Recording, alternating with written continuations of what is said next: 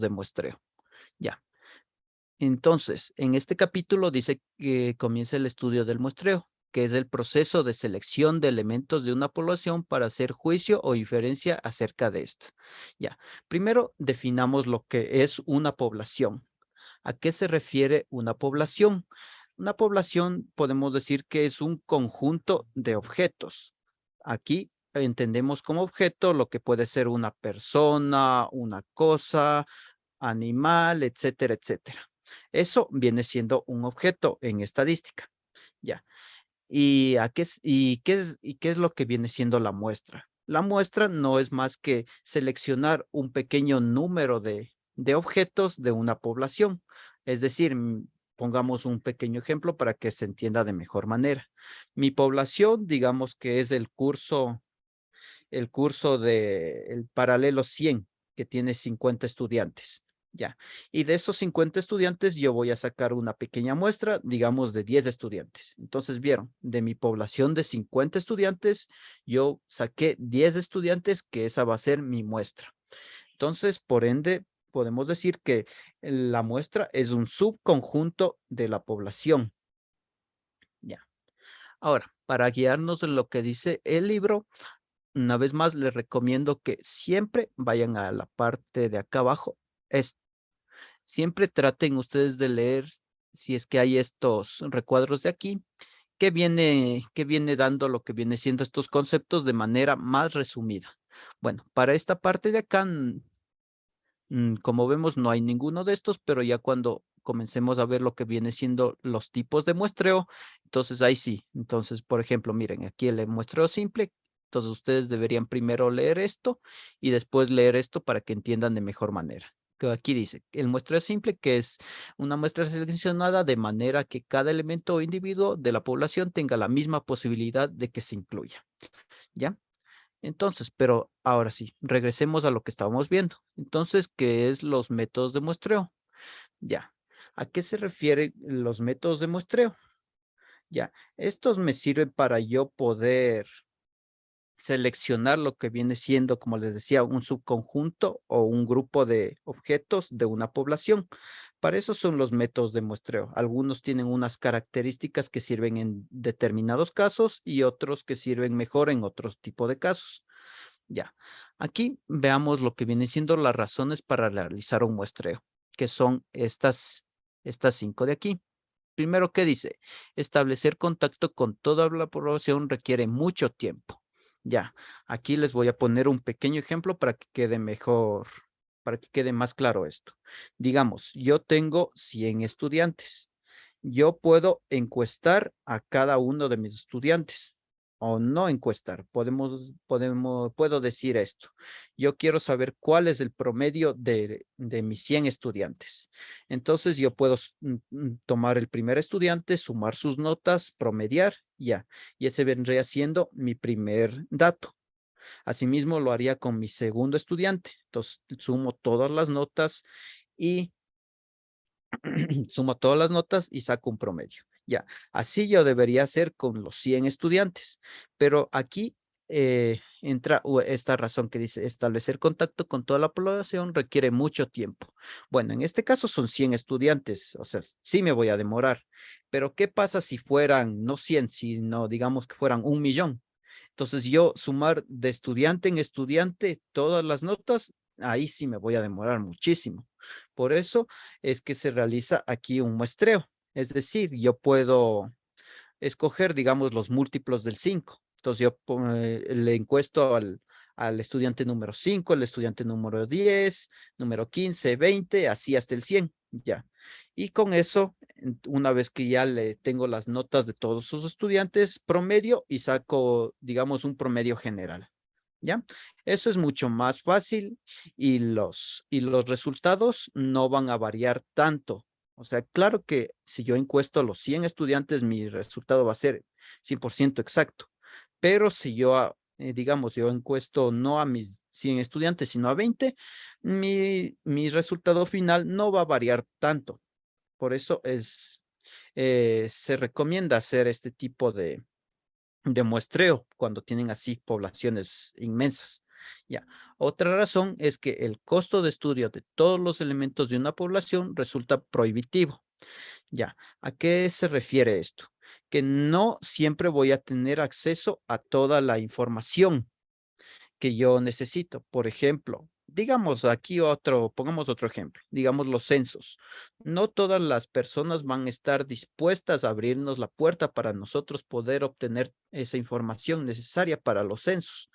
Entonces, a eso se refiere, que no voy a tener siempre toda la información disponible. Entonces, prácticamente esa persona no sería encuestada. Y digamos, yo quiero encuestar a 100 personas. Y si 10 no me abrieron la puerta, entonces, ¿qué haría en ese caso?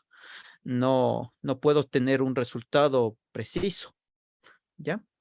Entonces vamos con la tercera razón que dice, es imposible verificar de manera física todos los elementos de la población.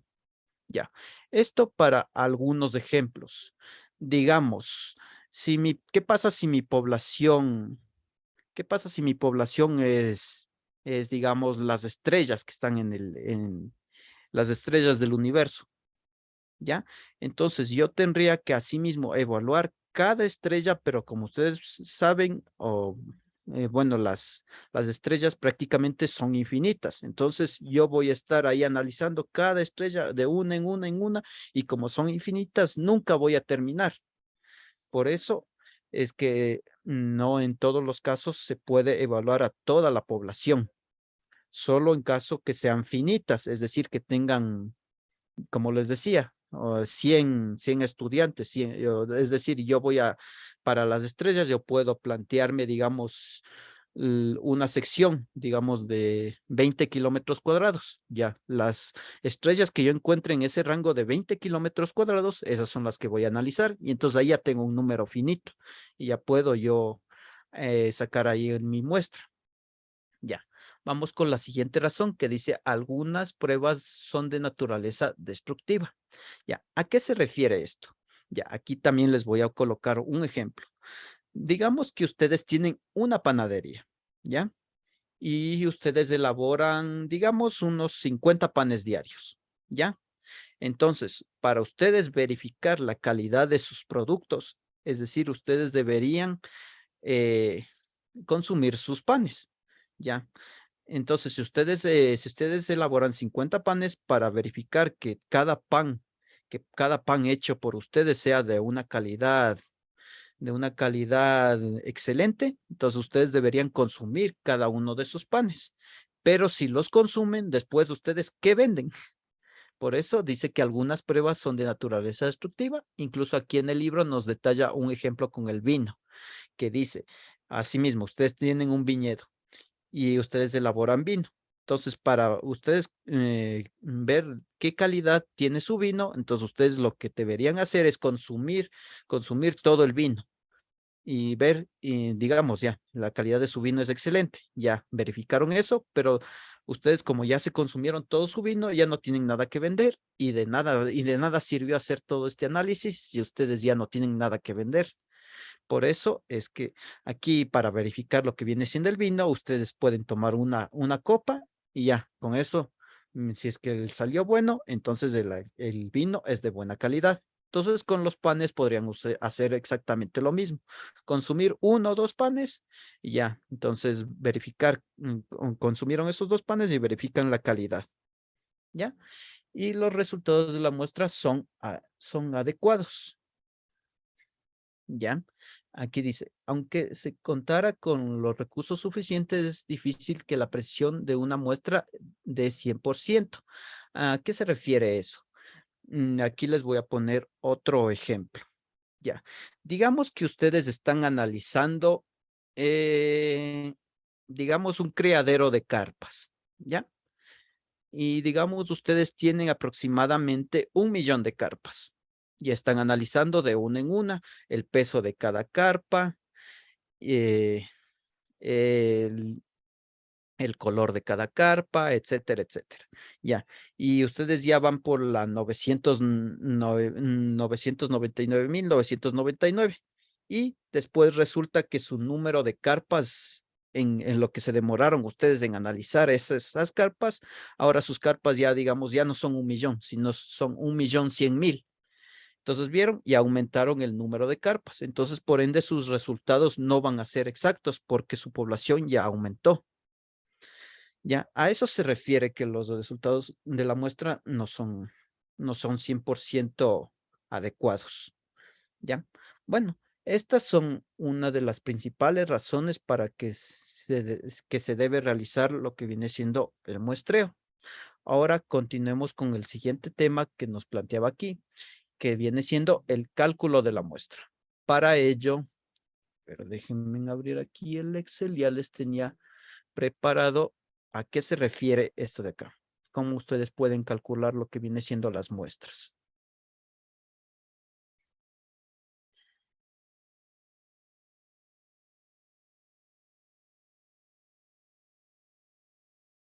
Ya, aquí está. Cálculo de las muestras. Ya. Entonces, primero ustedes tienen que ver contra qué población con qué población están trabajando. Están trabajando con una población de tipo finita, es decir, que tiene comienzo y fin, o están trabajando con una población infinita, es decir, tiene comienzo, pero no tiene fin, como les decía, las estrellas en el universo, y aquí puede ser, digamos, sus 20 panes, ¿ya? Entonces aquí tienen una serie de letras cuyo significado es el siguiente. Primero, n, que viene siendo el tamaño de la muestra buscado. Es decir, esta es la muestra que ustedes van a sacar. Digamos, si ustedes tienen 100, su población es de 100 elementos. Mi muestra puede ser 80, 60, 30, etcétera, etcétera. Ese 30, 60, a eso se refiere este n minúscula. Ya, n mayúscula, como les mencionaba, es el tamaño de la población. Es decir, mis 100 panes. Ya. Z es el parámetro estadístico que depende del nivel del nivel de confianza. Esto seguramente ya lo de haber visto en la, en las materias anteriores a esta asignatura. El Z depende de un nivel de significancia, es decir, de un alfa. Es decir, ¿y qué es el alfa? Es lo que es el error que me permito yo cometer. Es decir, yo voy a trabajar con una precisión, digamos, del 95%, 90%, 80%, etcétera, etcétera. Entonces, cuando ustedes ya conocen el alfa, pueden conocer el valor de Z. Ya, más adelante ya vamos a utilizar las tablas para que quede esto de manera más clara, cómo ustedes obtienen este valor de aquí. Ahora vamos con E, que es el error estadístico máximo aceptado.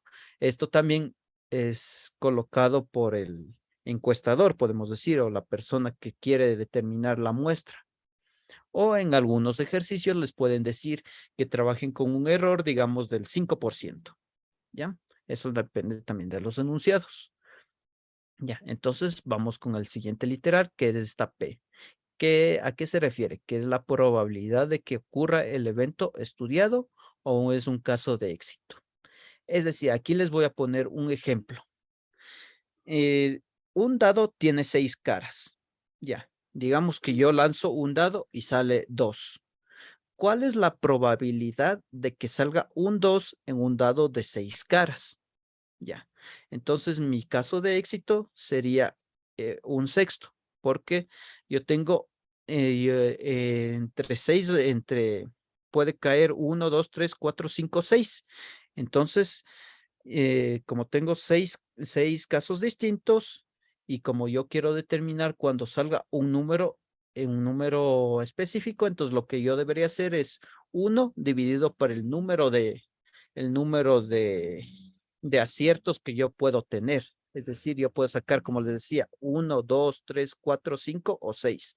Entonces yo puedo sacar 6 números. Entonces, para yo determinar lo que viene siendo el caso de éxito, debo hacer un sexto.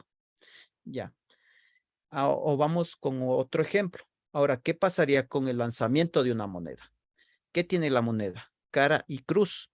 Es decir, que yo tengo dos casos favorables, cara y cruz. Entonces, y digamos, si yo quiero saber cuándo salga solo cara, entonces debería ser 1 dividido para los casos favorables, es decir, 1 para 2. Asimismo, el dado. Y yo saco el 2, entonces va a ser un número dividido para los 6 que pueden salir. ¿Ya? Entonces, eso viene siendo los casos de éxito favorables. Y Q viene siendo todo lo contrario. Es decir, lo que le salió aquí en P, tienen que ponerle justo esta fórmula de aquí. 1 menos P sería 1 o vendría siendo 6 sextos menos un sexto, me daría 5 sextos. Ese vendría siendo mi Q. O en el lanzamiento, como les decía, de una moneda. Entonces, aquí determinamos que era 1 sobre 2 o un medio. ¿Y cómo sería el Q? Entonces sería 1 menos un medio. 1 menos un medio me va a dar un medio. Entonces, tanto mi P como Q van a ser iguales en ese caso. ¿Ya? Entonces, una vez que ustedes ya le entienden lo que viene siendo estos conceptos de aquí, ya pueden aplicarlo esta fórmula. ¿Ya? Entonces, primero vamos con el caso donde tenemos una población finita. Como les decía, aquí vamos a plantearnos el caso que les decía de los dados. Un dado me puede salir 1, 2, 3, 4, 5 o 6. Ya. Estos serían mis casos de éxito. Ya. Entonces, ¿cuántos casos de éxito tengo? 1, 2, 3, 4, 5 y 6. Ya. Entonces, la probabilidad de que me salga, digamos, el 3 va a ser mi número de casos de éxito sobre lo que yo quiero determinar. Es decir, aquí yo quiero determinar cuando me salga el número 3 y el número 3 es 1, es un elemento. Asimismo, si yo quisiera determinar cuando me salga 2 o 3, debería yo sumar, tendría 2 elementos dividido para 6. Ya, pero en este caso yo quiero saber cuando me salga el número 3. Ya, entonces yo debo hacerle 1 dividido para 6. Ya, ese va a ser 1 dividido para 6.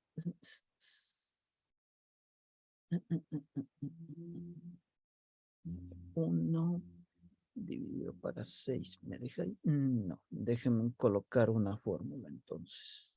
El igual, profe. Ah, es que, bueno, ya, es que quería que me deje, no que me den decimal. No, y ni así. Este profe tiene que Un tipo de letra, entonces. personalizar la celda. Ya, a ver, formato de celda, entonces le pongo numérico. Ya. Entonces, un sexto es 0,17, pero bueno, es que yo quería representarle así como un sexto. Ya, bueno. Entonces, este va a ser mi P. Ya. Ahora, ¿cómo yo calculo mi Q? ¿Cómo lo hacía? Era 1 menos lo que me dio en P. Ya. 1 menos lo que me dio en P. ¿Ya? Entonces aquí tengo mi P y mi Q. Ya. Ahora, digamos que yo voy a hacer, ¿cuántos? 20 lanzamientos. Entonces mi población va a ser N mayúscula, va a ser igual a 20 lanzamientos. ¿Ya? Y yo quiero determinar cuál va a ser mi muestra. Ya. Entonces aquí déjenme abrir esta tablita de aquí. Todos estos links y este material les voy a compartir en el anuncio una vez que finalice la clase. Entonces vamos acá. OneDrive.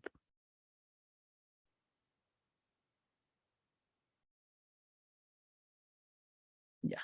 Y aquí tengo esta tabla, la de la distribución Z. Ya.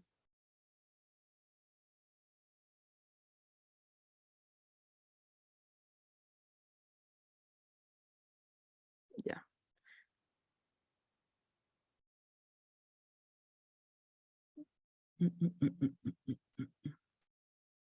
Ya, ahora, entonces esto es lo que les decía. Aquí está mi valor Z y mi F de Z. Entonces aquí yo en F de Z voy a ubicar lo que viene siendo mi margen de error que les mencionaba. Yo quiero trabajar con un margen de error del 5%, entonces yo debería buscar uno que sea 0,05. Entonces, y ese valor de acá, el que me dé esto, yo debo ocupar este Z de aquí. Ya, entonces aquí voy bajando, voy bajando, voy bajando, todos son 0, entonces me dirijo al siguiente, a la siguiente fila.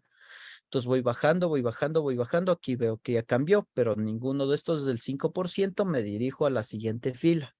Sí, voy bajando, no, todavía. Entonces así tengo que ir recorriendo esta tabla. Entonces aquí vieron, aquí está en el 1, aquí está en el 4, entonces por aquí debe estar. Ya, ya, está entre este y este. Entonces yo voy a tomar este valor de aquí. Ya, aquí me está diciendo que yo ocupe un valor negativo. Pero aquí les voy a mostrar cómo se utiliza esta tabla de aquí. Ustedes no se fijen tanto si este valor es negativo o positivo. Para este tipo de casos, lo que ustedes necesitan es este numerito de aquí. Ya. Entonces, cuando yo trabajo con un alfa del 5%, entonces mi Z va a valer 1,64, independientemente si es que es negativo o positivo. ¿Ya? Entonces, aquí vimos que es 1,64 cuando mi alfa, aquí pongamos el alfa. Alfa es del 5%. Ya. Entonces, cuando mi alfa es del 5%, mi Z equivale a 1,64. ¿Ya? Listo. Que es lo que me salió aquí en la tabla. Una vez más les indico. Entonces, ustedes tienen que verificar el F de Z, que sea ese 0,05, y lo que una vez que lo ubiquen, entonces tienen que dirigirse justo al Z que está a la izquierda. Entonces, independientemente si está con signo menos, ustedes le van a poner un signo más. Entonces, por eso aquí yo le pongo 1,64 positivo. Profe, disculpe, Ajá, ¿sí? ¿dónde salió el 5? Les plantean, este 5% se refiere. Sí. Sí, profe, Sí, ¿no? ya, La a ese sacó. 5% o sea, lo tienen que plantear en el ejercicio. O sea, por lo general saben poner 5%, por eso es que yo establecí un 5%, pero podrían ponerles, digamos, no un 5, sino un 10%. Y entonces, para cuando sea 10%, ¿cuánto equivaldría a mi Z?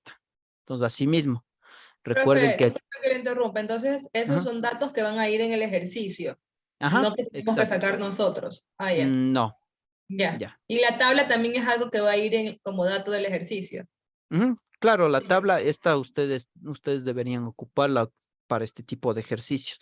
Es más, en ejercicios que se vean en clases posteriores van a ver la utilidad de esta tabla. También ¿Esta tabla a qué se refiere o cuál es el tema de esta tabla? distribución Z o distribución normal. ¿Y esta tabla siempre se usa o está Sí, basada en algo, se rige no, en siempre algo? se usa. Incluso este tipo de tablas pueden encontrarlo en el libro al final en la sección de anexos.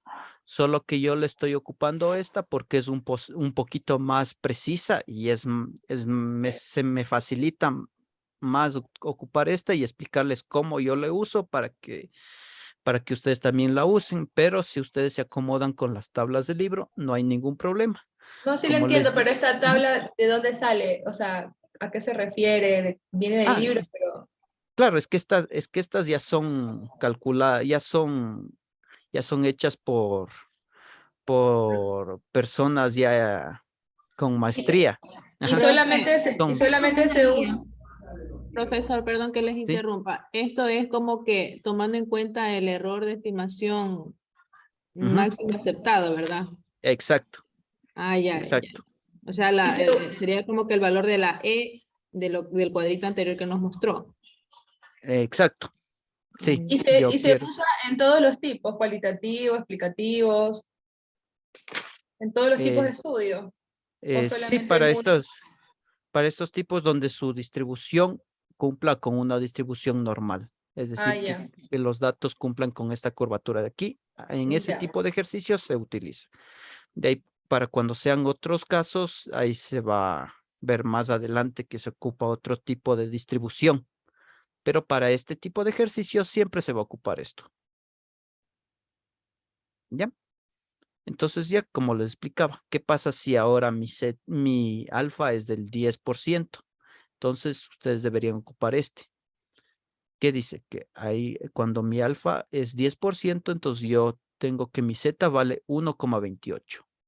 Entonces aquí ustedes le cambian a 1,28. ¿Ya? A ver, ya tengo mi P, ya tengo mi Q, ya tengo mi N y ya tengo mi Z. Entonces ya, lo único que deberían hacer es ya plantearse lo que viene siendo esa fórmula de ahí. Entonces para ello le ponen así. Dividido para... Ya. Profe, ¿Qué una dice? consultita. Ajá. Lo que usted lo llama ahí alfa, viene a ser error de estimación máxima aceptado. Ujú, Ahí sí, me estaba confundiendo. Ya, gracias. ya. Entonces aquí tenemos esto por el alfa. Recuerden que este alfa viene...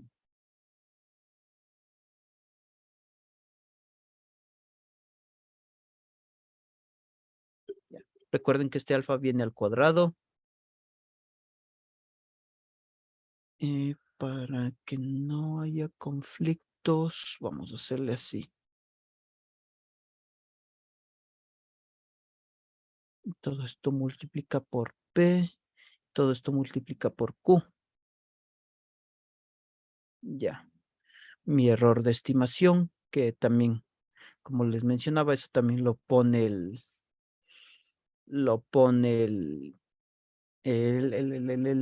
investigador. Entonces, para este caso ya quedamos que también vamos a ponerle un error del 10%, 0,1.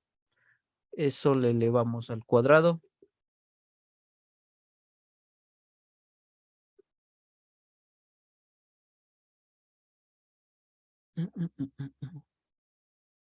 A ver. Eso le elevamos al cuadrado y multiplicamos por n-1.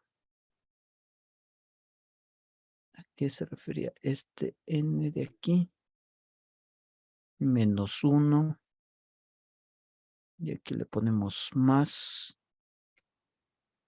este z que multiplica a p y que multiplica a q. Profe, ahí esa z no es al cuadrado igual. Sí, justo. Gracias por la aclaración. Sí.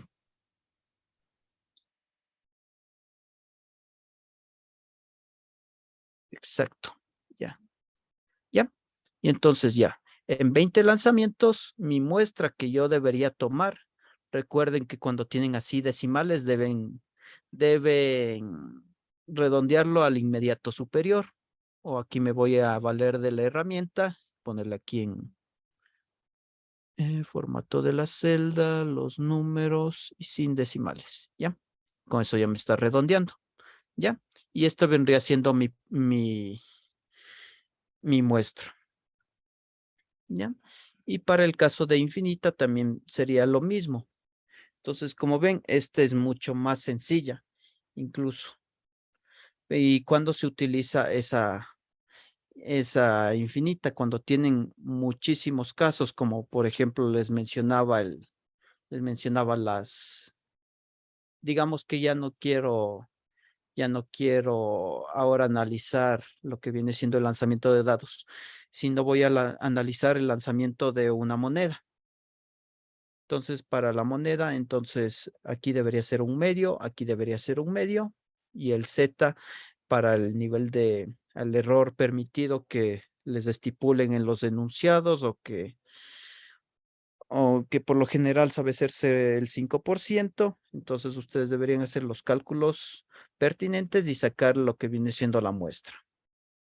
Y ya, entonces así se calcularía esta muestra. Como vieron, Profe, una no. consulta. ¿Sí? En el otro ejercicio, en el de infinito, Ajá, solo para tener claro, entonces el sería el porcentaje que me da el ejercicio Ujú. del porcentaje del alfa. Y Exacto. el z al cuadrado de alfa sería lo que me bote la tabla en una distribución normal. Exacto. Ya. Ujú. Ya. O Incluso sea, profe, que z al cuadrado de alfa es un solo símbolo, exacto. Esto es un solo valor. no es solo z.